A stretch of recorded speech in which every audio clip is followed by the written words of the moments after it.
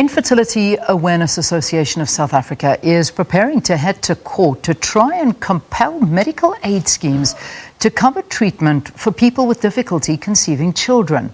The association has previously been negotiating with these companies as well as the Council for Medical Schemes for years now, but to no avail. The medical condition of being unable to conceive a baby within the first year or longer is quite common, as it affects 1 in 6 couples globally.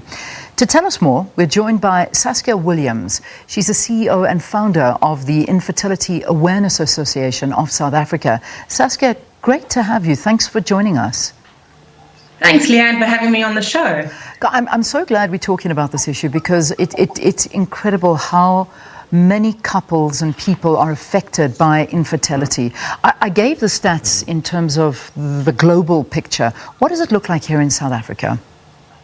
It does. It's the same. It's 1 in 6 couples. And actually, it's in the top 4 most prevalent diseases among people of childbearing age. Yeah. And it's a World Health Organization recognized disease, and that's why we're fighting for it. We just want it to be recognized as the disease that it is. Yeah.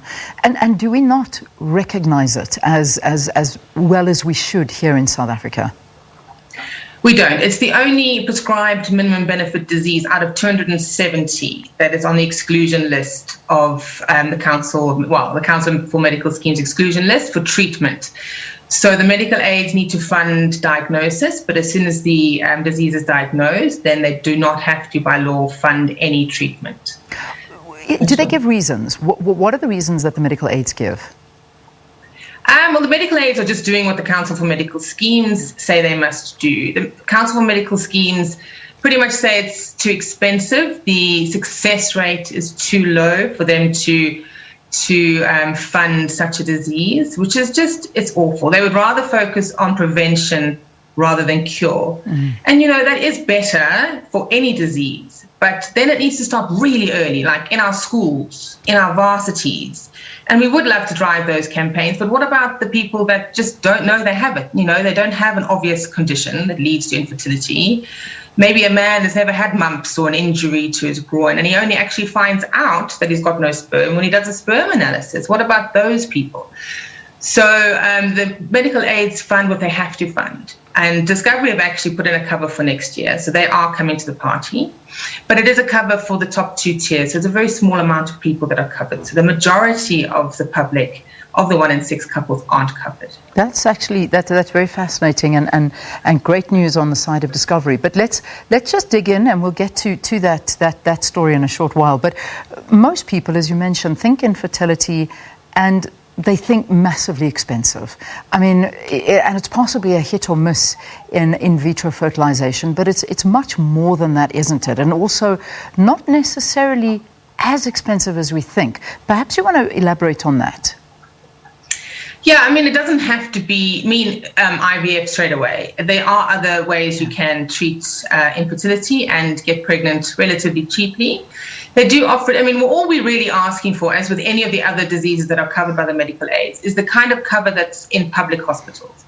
But the problem with fertility in public hospitals is there are only 3 public hospitals that do fertility, and that's Steve Biko in Pretoria, Tygerberg, and Groote Schuur in Cape Town. So if you're not around one of those hospitals, you can imagine the schlep it is. You're allowed to go to them, but it's such an effort, and they base it on the earnings of the people that go there for treatment. So you still pay a little bit, but it's much more affordable than private clinics. So I think the Council for Medical Schemes and the medical aids are petrified that we're going to fight for full cover. We want all of it covered, and it can be very expensive, but we don't want that. We just want them to come to the party somehow, compromise somehow, and not just blanket excluded from treatment. Because I mean, it can be. I mean, there's no getting around it. Especially we've heard of. I mean, personally, I know of friends who have tried. They've literally spent their life savings on trying to conceive, and unfortunately, it has failed. But they've tried. They put their money towards it, but they don't have. But when we talk about medicines and things that are available, tablets or other forms of treatment. So we are saying that medical aids don't even cover that. So even if it is prescribed to you, you don't get covered for that to just try in any way to have or conceive. They cover the natural things, I would say, like your normal healthy living things that we all do to try and get over any illness or any disease, but nothing in actually prescribed for treatment of the infertility, any of the hormonal drugs, those kind of things. No, they don't need to pay for. So if we look at the law, what does the law say in this regard? That's exactly what it says. It says that they'll fund up to diagnosis as soon as infertility is diagnosed. And also the public don't really know that, so they also need to listen to this. They do need to fight for it to come out of their benefit rather than their savings account when they're doing the diagnostic test. So some of the medical aids take it out of your medical aid savings. People don't realize that it actually should be funded out of the benefits of your scheme. Doesn't matter what cover you're on or level of cover you're on. So people need to fight for their rights when it even comes to diagnosis. So we even start our fighting then. It's not just automatically taken out of our benefits. We have to fight for it to be taken out. And so, sorry. Sorry, Leah. I went way off. Don't worry about it. You're educating all of us as we go along, because it is a very, very difficult situation for a lot of people, and as you say, you can be helped, and yet it all costs money. If we look at what it is that medical aids actually do cover right now and what they don't cover, and the cost for medical treatment. Perhaps you can just let us into that in terms of, if I am trying or anything, do they cover anything whatsoever at this point? I know you're saying, the kind of healthy things along those lines, but is there anything that they will assist you with? Yeah, there are tests that they have to assist you with. They have to assist you with the testing that comes hand in hand with diagnosis. So the sperm test for the male, the blood tests for the female, the further investigative laparoscopies, etc. For any diagnostic procedure, they do need to fund. Once the doctor says, okay, right, you're infertile for these reasons, be it male fertility or female fertility issues, then that's when they stop paying. So that's why a lot of the people that you say, 1 in 6 is a lot of people. And as you said, your friend spent a lot of money. You feel very excluded, really. You feel excluded from things that you should be able to do. Women should be able to have a baby. That's what we brought up to believe. You're excluded from now the treatment. It's the only disease that's excluded, so you feel discriminated against. And now also with this treatment that is coming, the cover that's coming in next year, the lower tiers feel excluded even more. So it's actually angered a lot of people. So that's why we've decided to now start our fundraiser to try and get this exclusion overturned. That way we get fair cover for all. Doesn't matter what level of cover of medical aid you're on. Yeah. You mentioned Discovery. Let's talk a little bit about that. So Discovery Health are announced that from next year it'll cover the costs of infertility treatment for members on their elite schemes. This has got sort of mixed feelings and mixed reactions. As you mentioned at the beginning, this obviously is a step in the right direction. But what does it mean for patients that are not necessarily on those elite plans? So they can upgrade to those plans, but then there's a 2-year waiting list before they can utilize this benefit. So it's the comprehensive and executive plans.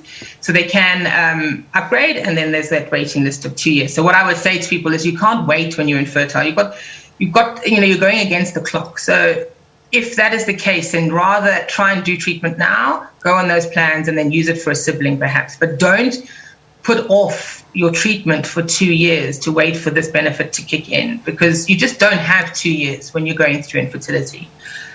So for the lower plans, they can upgrade. Otherwise, Discovery say they always put new benefits on their top tiers, and then they do the data behind it, and then they might filter it down to the lower tiers. So it's not to say that they're not going to filter it down, but they don't have to, like we said. They're doing this actually extra to what the Council for Medical Schemes say that they need to do. Yeah. So they don't have to give it to the lower schemes, which to the lower people. So, we've had stories of people that have downgraded their medical aids from those top 2 tiers during level 5 and level 4 lockdown for affordability purposes. So they are beyond upset, because they would have been able to go straight in for treatment in January. And now they can't, because just for processes out of their control, they had to downgrade. And, it's heartbreaking. And there's a lot of anger out there, and it's kind of exacerbated the anger that people feel already going through this disease. So we hope that the public will support us. This will be a patient-driven court case. And that's why we need their support and fundraising via our Back a Buddy page. All right, let's see some of the sort of action that you are taking, that you're trying to assist. You talk about the Back a Buddy. Perhaps you want to give us a little bit of details of how, if people feel they want to get involved, how they can get involved in this. Yeah, so if they go to our website, there's a link in our Facebook page. There's a link to the Back a Buddy. Otherwise, they go to the Back a Buddy site and just search for FASA. They'll find our fundraiser.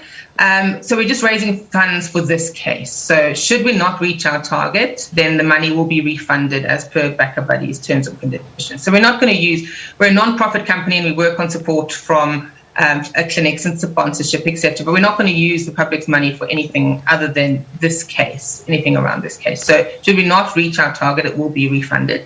Should it reach our target, then we will start the legal action. We have got a very good legal team who think that we have a strong chance of getting this exclusion overturned. In the meantime, we'll work hand in hand with the Council for Medical Schemes, because I know they've been contacted and advised about our plans.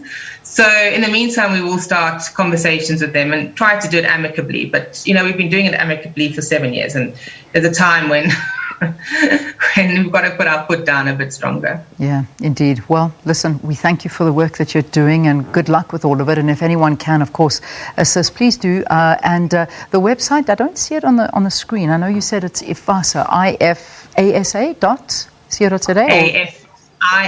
ifasa.co.za, or find us on Facebook. Yeah. Okay, wonderful. Saskia, thanks for talking to us. Saskia Williams, the CEO and founder of the Infertility Awareness Association of South Africa, talking to us about their legal plan to put pressure on medical aid schemes to finance infertility treatment. All right, that's where we leave that interview for now.